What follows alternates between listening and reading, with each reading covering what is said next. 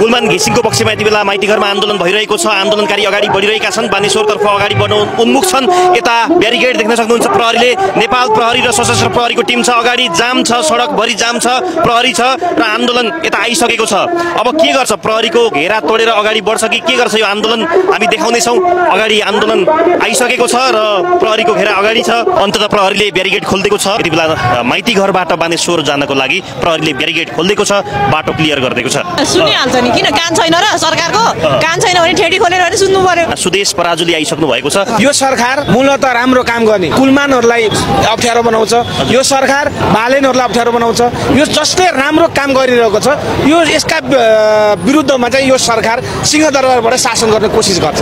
त्यसो भएको कारणले बालेनले जे गरिरहेका छन्, कुलमान जे गरिरहेका छन्, देशका लागि जनताका लागि काम गरिरहेका छन्। त्यसो भएको कारणले यो बालेनप्रति हाम्रो पार्टी म सबै हामी समर्थन छ। तपाईँले त पुत्लै जलाउनु भयो क्यारे, होइन? हजुर, केही समय अगाडि हजुर ऊर्जा मन्त्रीको पुत्ला नै जलाउनु भयो। हजुर।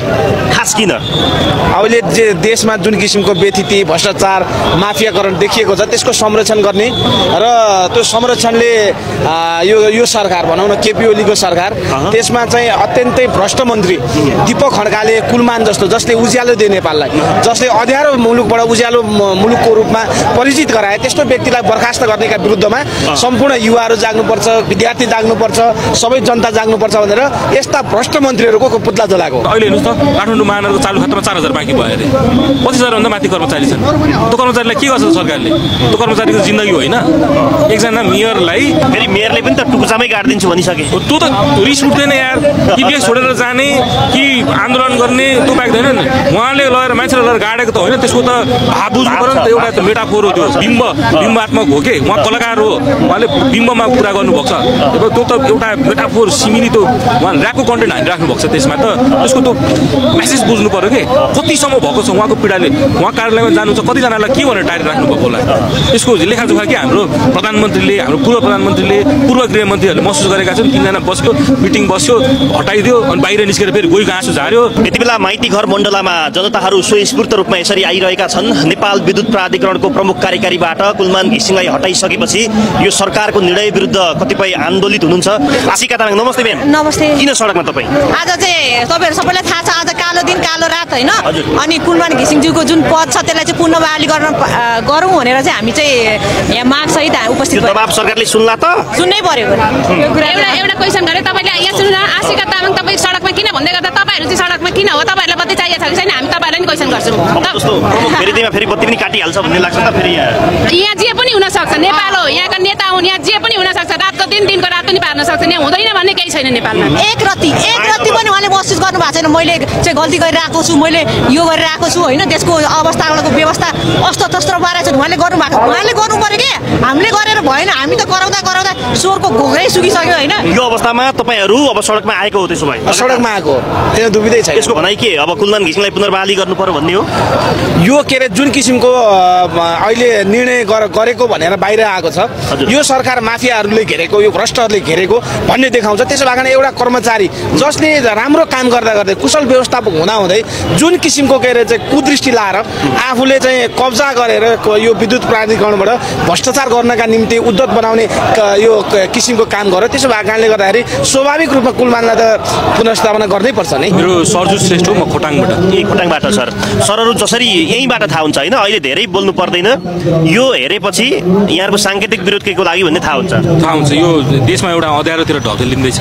हजुर, चिराग पनि मर्यो क्या, अब चिराग पनि छैन। त्यही भएर यो नबलेको मैनबत्ती चाहिँ एउटा साङ्केतिक रूपमा सबै देशवासी अथवा सम्पूर्ण देशको चिन्ता गर्नेहरूमाझ यो मेसेज पुग्योस् भनेर हिजो भर्खर काठमाडौँको मेयर साहबले एउटा स्ट्याटस लेख्नु भएको छ। तर त्यो विकराल अवस्था महानगरको मात्र होइन, देशभरि 169 वटा पालिकामा चाहिँ कार्यकारी बिइन्छ। अब त्यसमा कतिजना ठेकेदारहरू मार परिरहेको होलान्, कति व्यवसायी मार परिरहेको होलान्, कति कर्मचारी व्यवसायी चलाउनेले समेत तलब पाएको छैन। राज्यले यो के गरेको? यो कि हामीले संहिता चलाउनै सकेनौँ भनेर सर्लकसँगले नवीन समझदारीको लागि अगाडि बढोस्। अहिलेको सरकार सकेनौँ भने उनीहरूले स्वीकार गरोस्।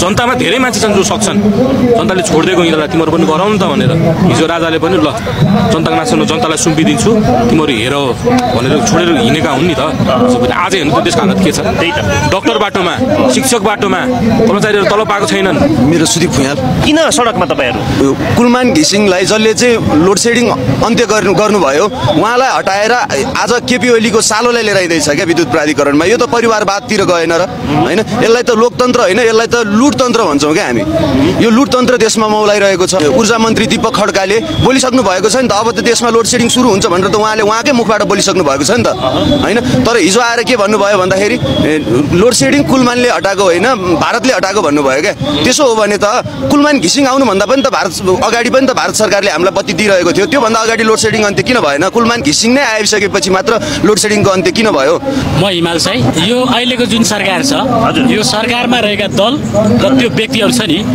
उनीहरूका इज्जतै छैन तपाईँले जुन हो रे आफै चाहिँ बदनामी दिने काम गर्ला त भन्नुभयो नि जोसँग अलिकति पनि इज्जत बच्छ अलिकति इज्जत छ नैतिकता छ होइन त्यसलाई इज्जतको कुरा हुन्छ त्यसलाई बदनामीको डर हुन्छ गौरव जोशी म्याडम किन त तपाईँ सडकमा यो कुलमानको लागि आइरहेको छु म चाहिँ कुलमान भइदिए भए हाम्रो लोड सेडिङ पनि हुनेवाला थिएन अब अर्कोलाई हामी हाल्दैन हेर्नु अर्को आयो भने हाम्रो यो लोड सेडिङ हुनसक्छ धरणीधर दाहाल मेरो नाम कहाँदेखि छ हजुर म हिमाडोलदेखि ए यो जुन मैनबत्ती सहित केही व्यक्तित्वहरू केही युवा साथीहरू हुनुहुन्छ नि आन्दोलित सायद तपाईँ यसकै पक्षमा हुनुहुन्छ होला म आन्दोलनकै ऐक्यबद्धता गरौँ भनेर आएको किन कुलमान नै किन त्यो नेपाल विद्युत प्राधिकरणको त्यो कुर्सीमा किन कुलमान नै चाहियो भन्नु त किन भन्दाखेरि नेपालमा इमान्दार कर्मचारी पाउनै गाह्रो क्या इमान्दार अलिकति काम गर्ने अलिकति जुझारु किसिमको अलिकति सक्रिय कर्मचारी देशलाई माया गरेर देशलाई केन्द्रमा राखेर काम गर्ने खालको कर्मचारी पाउनै गाह्रो क्या अब कुलमान हामीले पाएको थियौँ कुलमानले राम्रो गरी पनि रहनु भएको थियो 18 घण्टा लोड सेडिङ कुलमानले साँच्चै भने